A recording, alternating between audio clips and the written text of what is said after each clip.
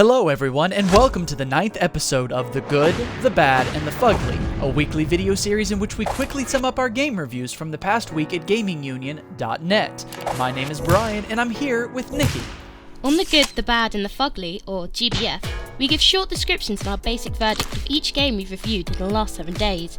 These shows will be short and to the point, and if you want more info on any of the games we talk about, be sure to check out the full review on GamingUnion.net.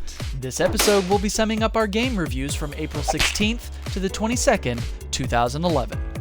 Our first game is the much-anticipated sequel from Valve known as Portal 2. While its predecessor was a fan favorite, Portal 2 takes everything that made the first game great and made it even better.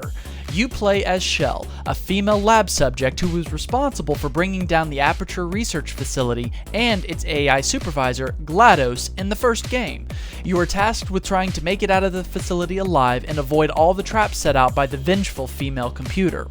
The gameplay is simple, but the puzzles can be extremely complex and challenging. However, the difficulty curve is nice and even throughout the entire game.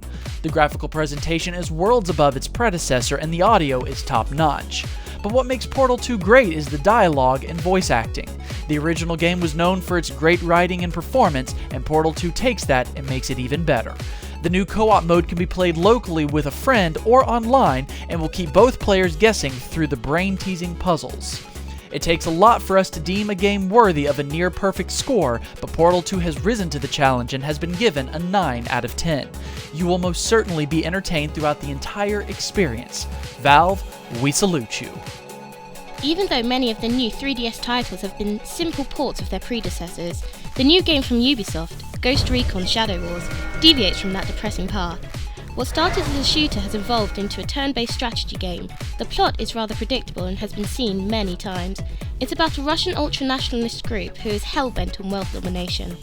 The gameplay is standard fare for a turn-based strategy title, but the game is definitely lengthy.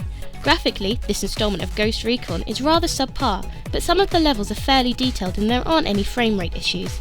In addition to the lengthy campaign, players can embark on skirmishes that are little challenges that you can complete. If nothing else, Ubisoft was able to take a well-known franchise and turn it on its head with a fair amount of success. While it's not the best game we've seen, it's certainly one of the best 3DS launch titles we've had, and we feel it deserves a 7 out of 10. Give it a rent if you own a 3DS, you may just like the new gameplay in Ghost Recon Shadow Wars. The Naruto games have never been truly amazing, and the new installment, Naruto Shippuden Kizuna Drive, is no exception.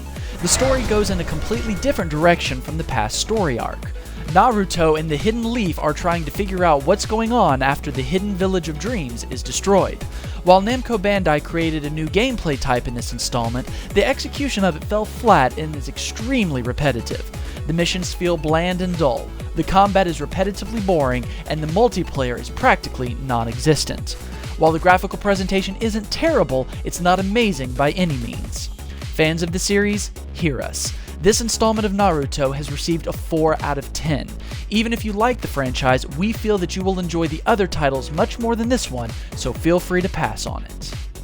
Falcom and Xseed Studios have definitely been able to put out some great titles, and their newest installment on the PSP, called The Legend of Heroes Trails in the Sky, is another great game. The story follows Estelle and her brother Joshua, who are in training to be bracers, a mercenary of sorts. While the premise may sound boring, the game actually has great progression, engaging narrative, and fantastic character development.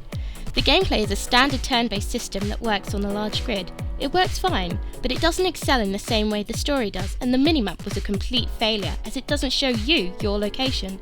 In addition, the soundtrack isn't quite as memorable as other titles from these two companies. The graphics are decent, but have lost some of their appeal as this is a game that was originally released 5 years ago. However, the amazing story more than makes up for this, and we've given this installment an 8 out of 10. If JRPGs with an excellent story is your passion, make sure you add this to your list of must-have games.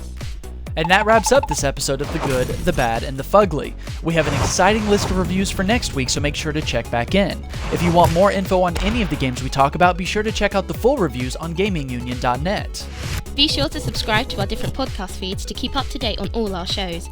Just search for Gaming Union on iTunes, or you can download the episodes directly off of GamingUnion.net. If you have comments, suggestions, or discussion points, feel free to join us on the forums or follow us on Twitter. Our account is twitter.com/GamingUnion. Until next time, my name is Brian. And I'm Nikki. And this has been a GamingUnion.net and TweaksMusic.com production.